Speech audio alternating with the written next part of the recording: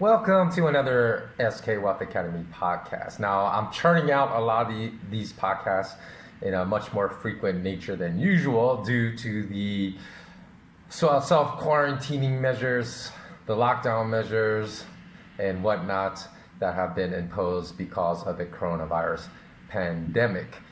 So I hope if you find my videos interesting, if you could find it in your heart just to subscribe if you haven't subscribed, because my goal is to get up to 1,000 subscribers within a month. So if you can help me reach that, and you would also like for me to run a live stream in which you can ask questions of any of the topics that I've discussed on my podcast, then at that point I will do so. But I want to reach that 1,000 subscriber mark. So please do subscribe if you haven't subscribed. Please do click the notification bell if you haven't done so. And please do comment and like, because commenting and liking is so important, because that does help my message spread if you find it interesting enough that you want my message to spread. So today I am going to speak about why the concept of authenticity, which is being pushed so strongly in society among everyone, among corporations, individuals, people branding their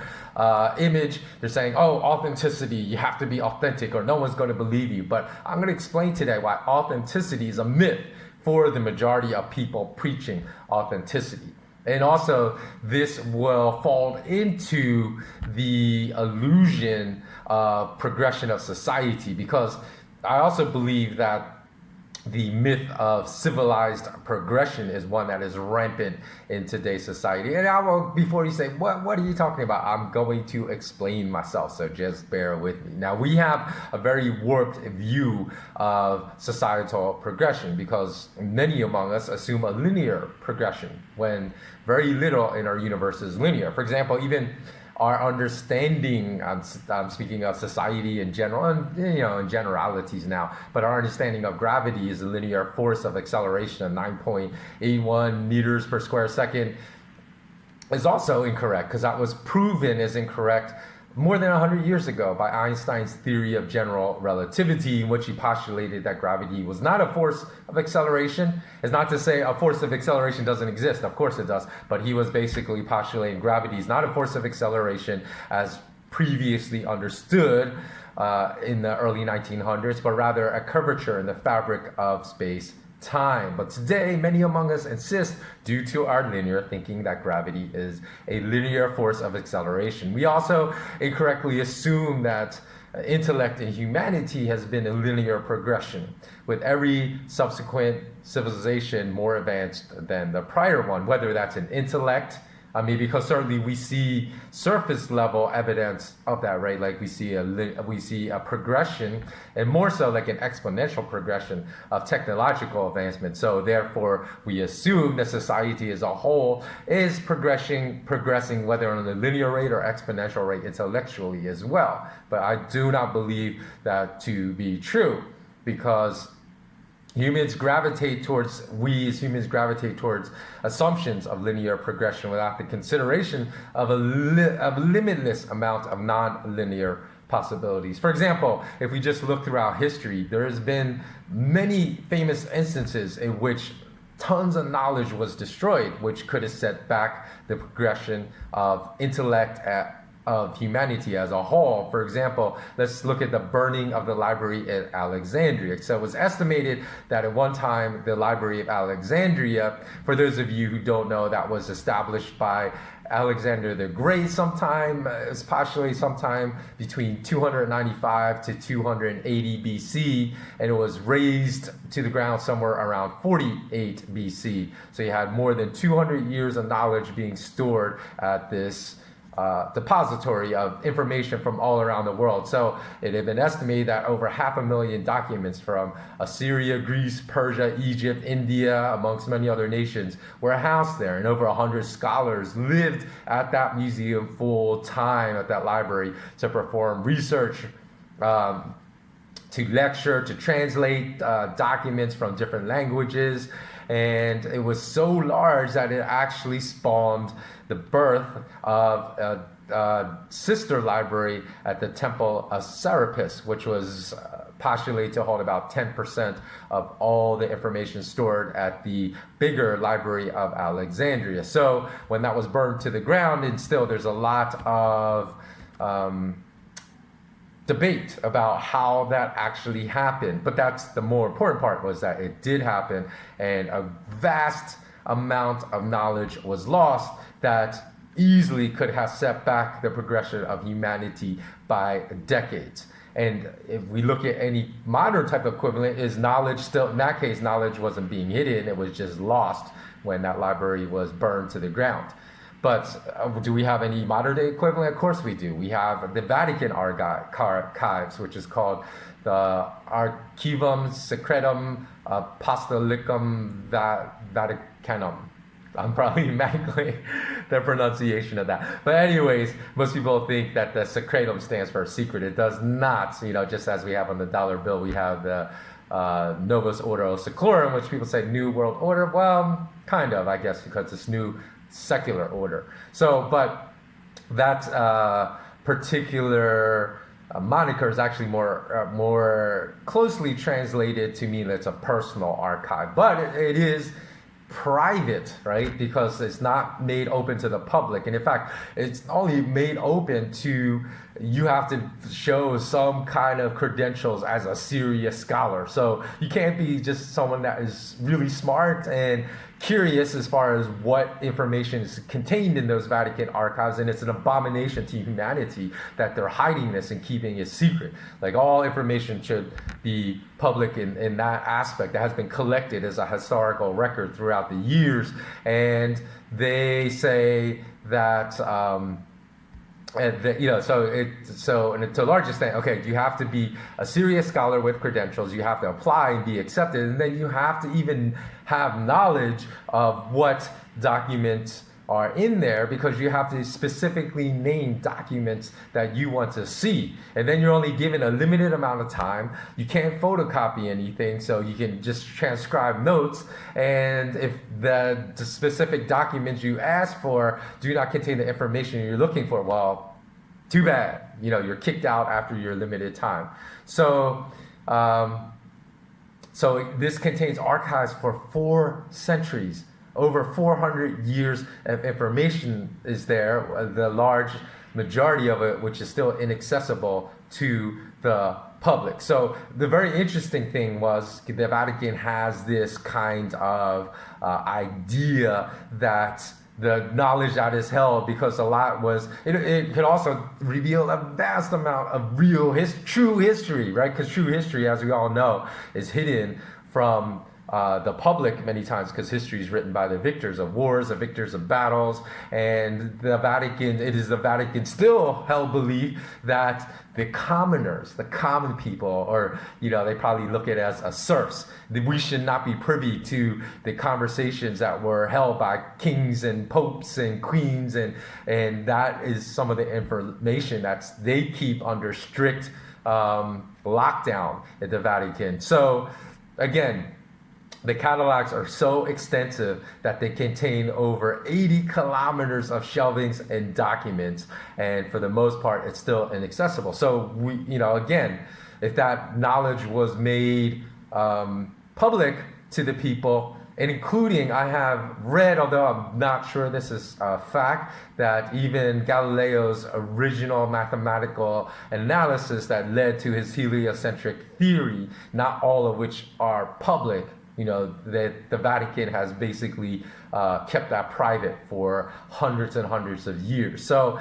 if there's nothing archived in the Vatican library that enables the Vatican to control people in this world, they wouldn't keep it secret. So I believe that a lot of that information was released to the public would have actually advanced the progression of society, but they keep it under lockdown because it's certain information, if revealed, would probably change history our understanding history in enormous ways, and also reveal a lot about how much we have been lied to by the leaders like the popes and the religious leaders and the corporate leaders and the heads of state and the prime ministers and kings and queens throughout the years. So it would basically kind of release their iron grip of control over all of humanity. And that's why they keep this type of information on lockdown. So furthermore, if you go even further back in time to say 11,000 BC, now that's about 13,000 years ago, we have evidence from ice cores in Greenland that something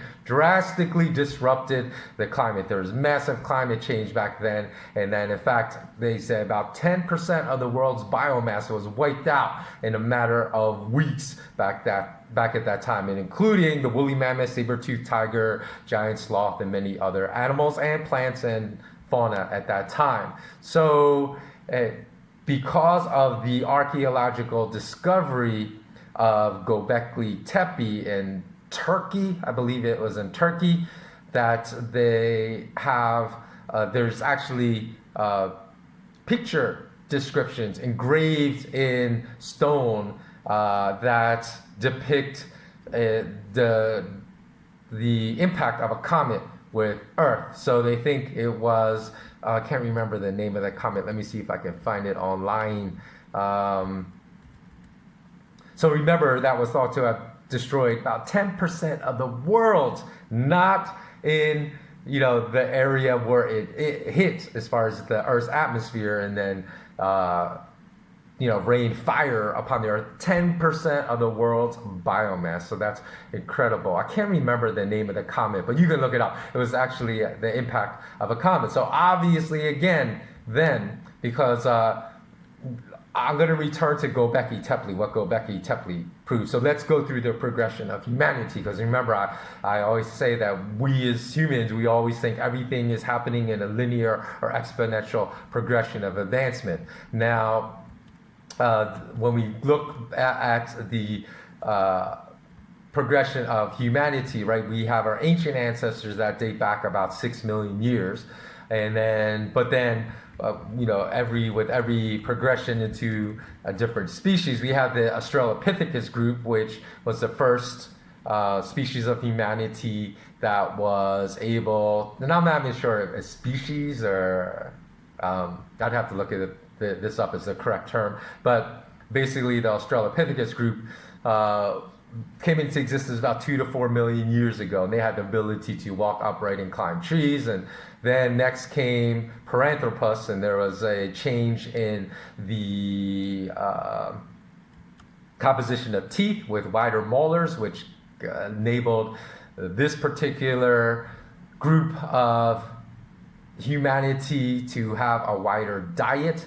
And then we think that the modern form of humanity, Homo sapiens, came into existence about 270,000 years ago in around West Asia, because there's direct evidence for the presence of Homo sapiens in West Asia about 270,000, estimated more or less within 270,000 years ago. Although, I have heard like 200,000 years also given as that point as far as when modern Homo sapiens, distinguished by bigger brains, the ability to make tools and whatnot, came out of like Africa, and then, although I said that I think that there was an earlier group found in Asia that they said was also had the type of characteristics consistent with Homo sapiens, that was about 270,000 years ago. So, and then this is an interesting thing, because to this day, right, most people still say that the modern evidence, any evidence of a modern civilization happened about, I think it was 6,000 years ago. Let me see what the given date is.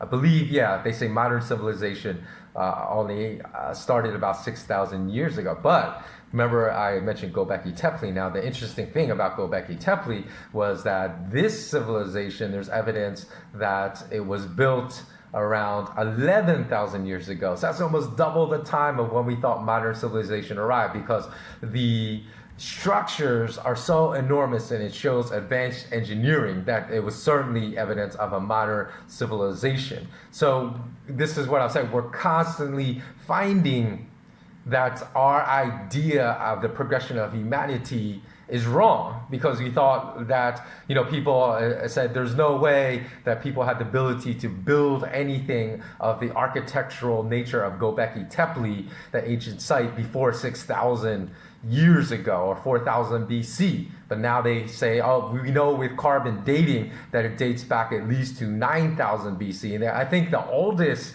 stones date back to 11,000 BC at Göbekli Tepe. Now, the interesting thing is there's another pyramid, and now there's, some been kind of debate whether this is actually a modern pyramid because it hasn't been fully excavated in Indonesia, called Gunung Padang, which is 12,000 years older than Göbekli Tepe. So if they can find incontrovertible evidence that this was a architectural wonder and a pyramid, then our understanding of the progression of humanity is going to significantly change again.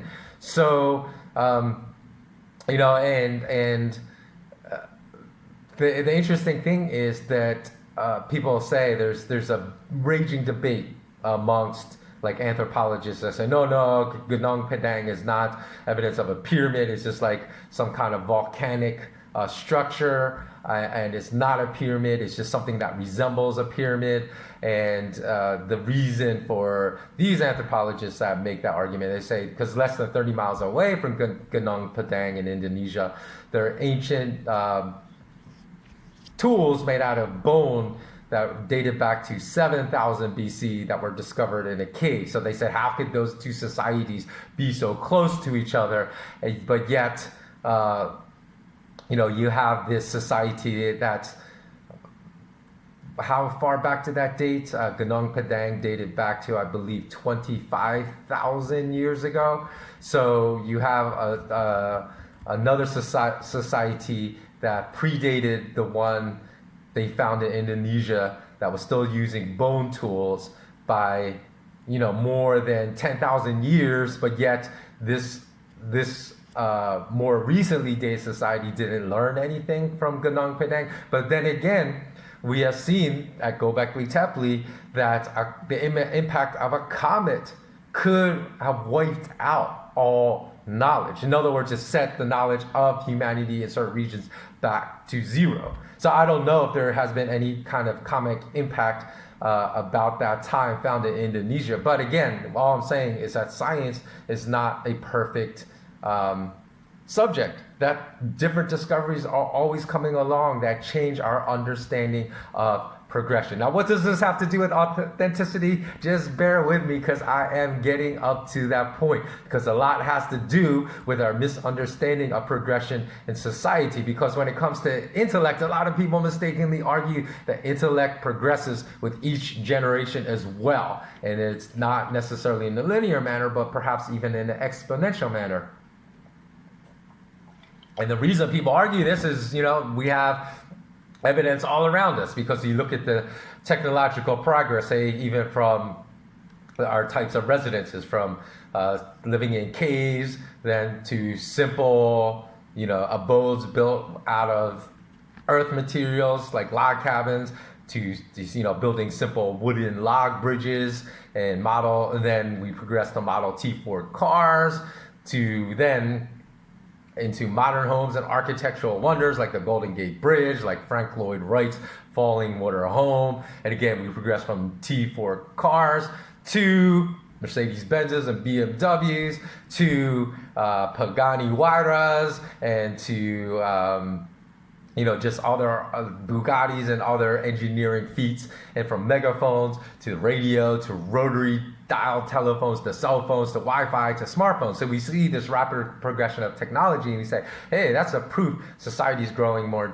intellectual as a whole. But as most technological progress widely adopted by society, it comes at the innovation of a few brilliant individuals. When we're talking about the percentages of people that innovate over the entire, today, more than 7.6 billion people that live on planet Earth. Consequently, I would argue that we are actually regressing in intelligence for a number of reasons as a society. Because number one, the number of people with inflated egos and narcissistic views of their intellect driven by academic pedigree such as graduation from top schools like Princeton, Harvard, Oxford, Cambridge, University of Toronto, University of Tokyo, Stanford, MIT, National University of Singapore, and so on, has been rapidly multiplying. People argue now intellect by their academic pedigree, which actually shows a lack of intellect. This effect in itself, or this kind of behavior, is a sign of inferior intellect, as there's little correlation between superior critical thinking skills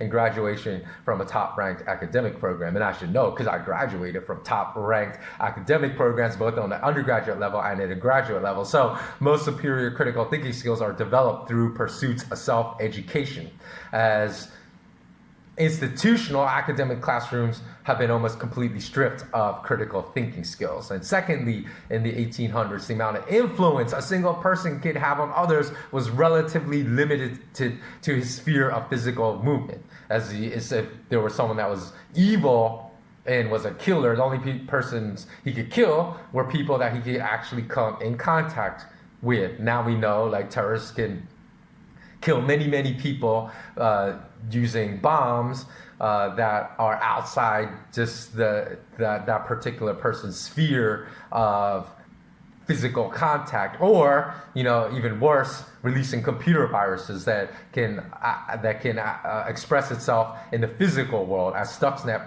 proved, and as there are other programs, NitroZeus, that can actually shut down entire grid, like electrical grid structures. So now the reach is much greater due to technological advancement of one person being able to influence a lot of people negatively. And as far as negative consequences, also the means of communication, say in the 1800s, was mostly limited to, again, that person's physical contact with other people through conversation, or at most the influence of a local paper. So if one was a psychopath or sociopath, one couldn't lie and manipulate people's thinking on a mass scale. One couldn't steal from or kill other people on a mass scale, but that is possible today. And even in the late 1940s, when the medium of television was spreading, still at that point, only a few thousand people in all of the United States owned TV. So the TV still wasn't a significant means of influencing mass thought yet, as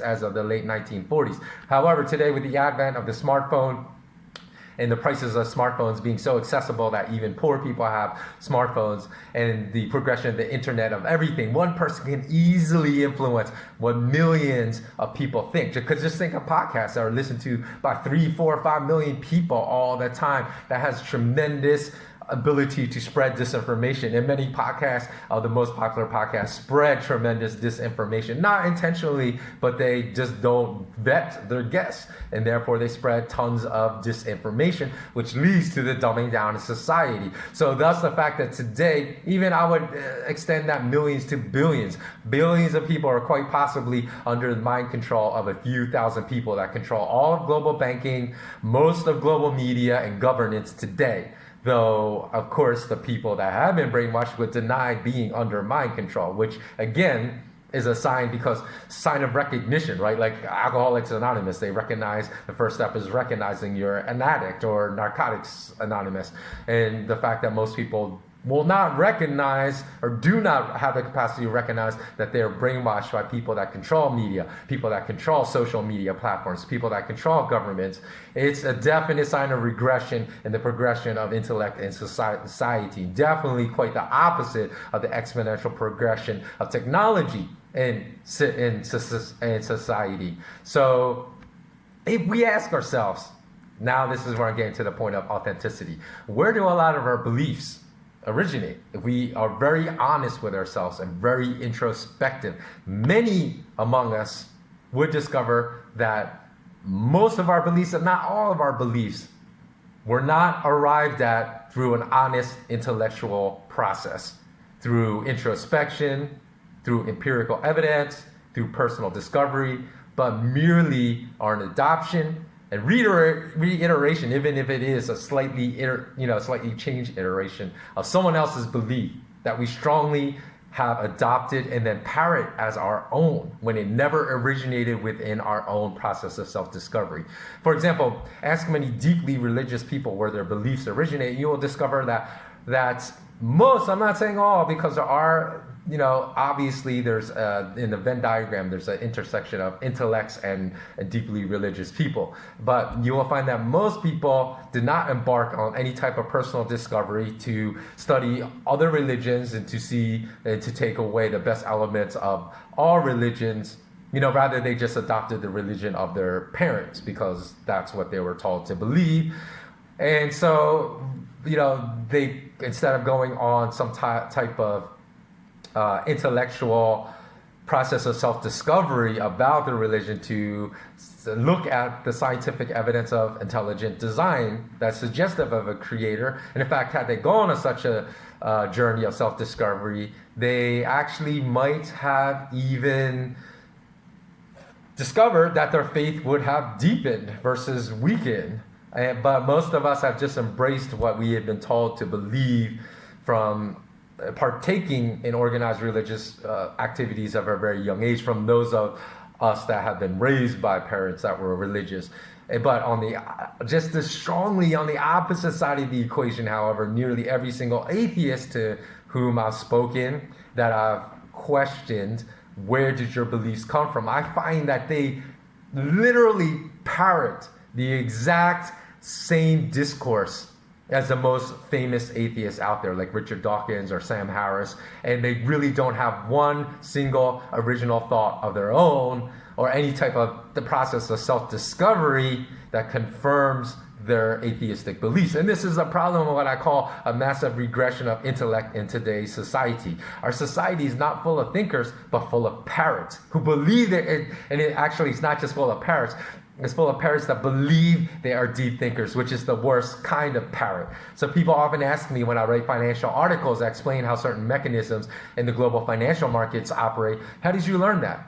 Because I have a PhD in economics or I have an MBA and I never learned that in school. And I say, yeah, well, I have 2 master's degrees and I have an MBA too, and I never learned it in school either. So actually, when I speak about making better decisions because we're not authentic, we're not self-aware. If I were self-aware and authentic, meaning that my level of self-awareness was very high, I never would have gone to business school because I would have discovered it to be a complete waste of time of learning all these principles and theories that are not applicable in the real world. And I say, well, the way I actually discovered this, the real mechanisms and platforms by which global financial markets work is because I was curious.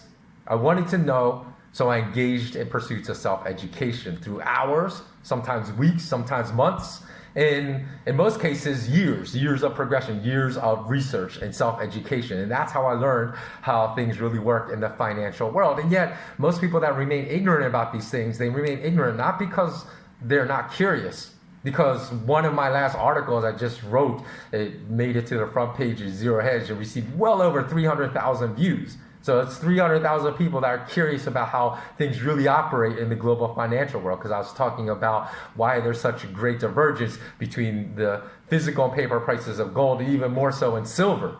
So it's established that the paper prices, that's all you hear too. Most people don't even understand that have never looked into the gold and silver industry. They don't understand that the prices, the talking head journalists speak about when they say, oh, the price of gold dropped today or the price of silver dropped today. They don't understand that that's not the price you can buy real gold and real silver at. And when I tell them that, they're like, what do you mean that's not the price? I was like, okay, you heard that price today? And this is during times of rapid price drops that have been artificially engineered by bankers, and most people don't understand that process either. And so when there's periods of rapid price drops, inexplicable by the determinants of supply and demand of the physical gold and silver markets, which is what we learn in business school, which is completely wrong. I say, okay, go try to buy an ounce of real physical silver at that price. Go look for it in any dealer, and you'll find the price is way higher than that, and they have no idea that is reality. So, in the past, I've also written other articles that have received over 500,000 reads online. So obviously the curiosity about wanting to know the truth about such topics exists. And even so, no one should ever believe something just because I said it so. And I said, this is what I looked into, and this is what 10 years of my research has told me, because this would keep the circle of parroting alive. It's the most intellectually lazy methodology of arriving at truth.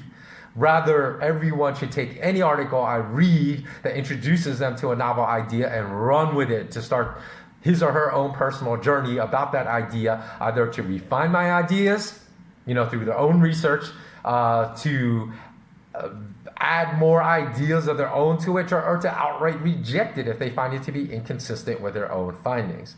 And so furthermore, developing the coursework for my online SK Wealth Academy, which will launch soon, but has been indefinitely delayed by the coronavirus pandemic. But if you want to keep track of when it's going to be launched, just subscribe to my channel here, because I will let you know.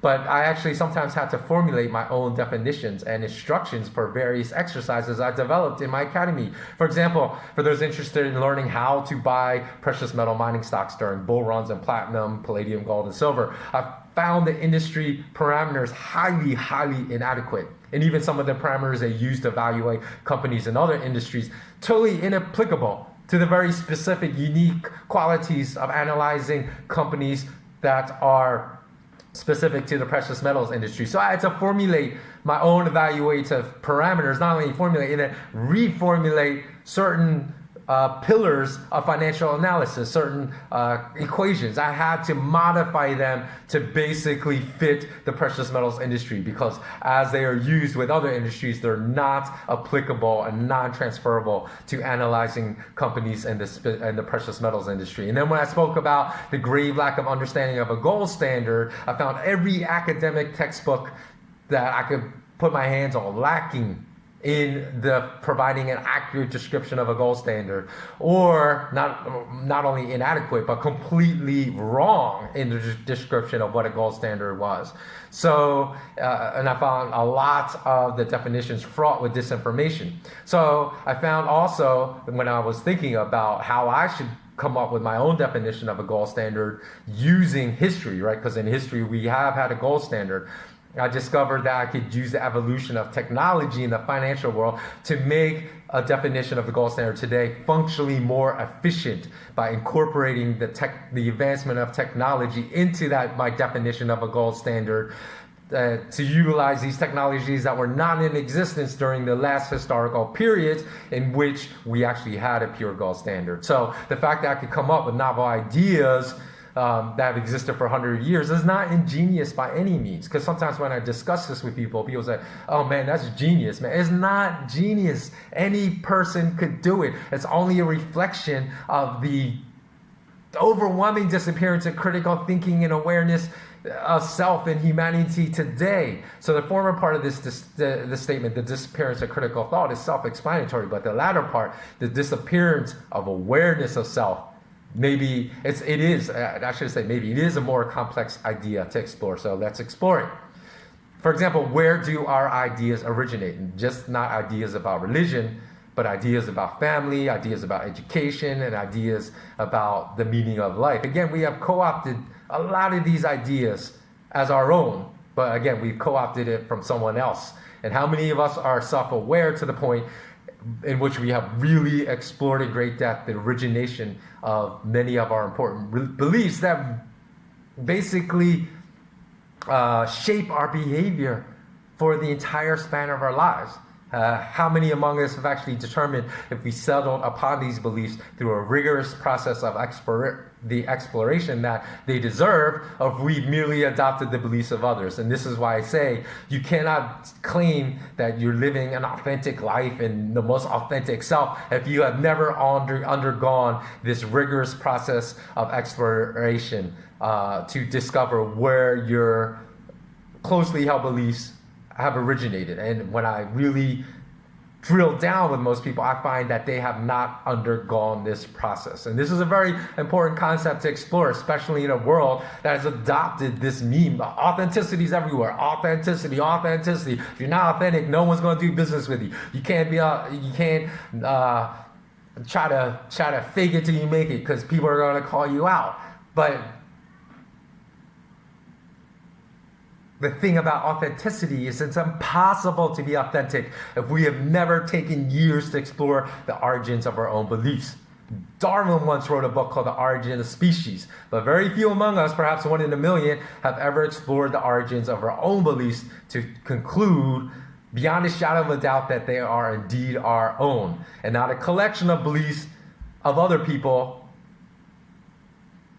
that we have encountered throughout the duration of our lives, whether we're a teenager and our lives have been relatively short thus far, or whether we have already been on planet Earth for 90 years. In fact, the vast majority of people on planet Earth will have lived their entire lives living the ideas and beliefs of others and not our own beliefs. And I can quite confidently state this because I am convinced that 99% of parents will not choose to educate their kids by sending them to school, but if they ever actually engaged in researching the history of education, they would quickly realize that alternative educational platforms offer far superior opportunities of education for their children than institutional schooling. And secondly, the regression of civilization is readily apparent in other areas which I've addressed in prior videos, like the increase of narcissism, anxiety, and depression spread by parabolic social media use, the rapid growth of corporate greed in which corporate executives put profits before lives and before the greater good of society, the growth of horrific warfare, whereas before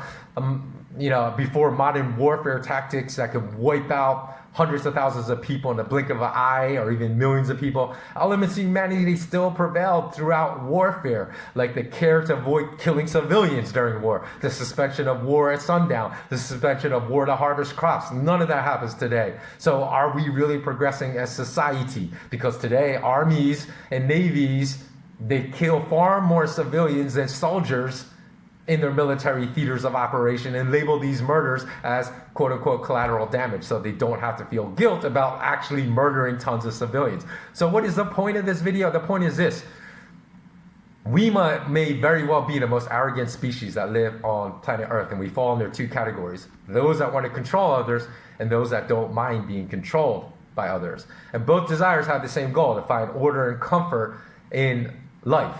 And however, we have a severe imbalance right now between those that want to control others and those that don't mind being controlled by others. We need to bring that ratio back into balance, because there are only a few thousand in this entire world that are controlling billions. And this imbalance is going to continue in a progression of technology that creates a massive regression in intellect and civility among people. In fact, progression of technology has allowed bankers to create dark pools, engage in high-frequency trading, algorithmic trading that allows them to front-run clients on stock trades, which is literally theft. It allows them to spoof people by creating fake bids and pulling them to create vacuums and waterfalls in prices and certain assets in the bid-ask spread, and they engineer price collapses in stock and commodity prices through quote stuffing, and on and on and on and on. So great advancements in technology have occurred, but all have been used to cheat and steal from people. So unless we reverse this massive imbalance between the controllers and the controlled, which can only arise with the movement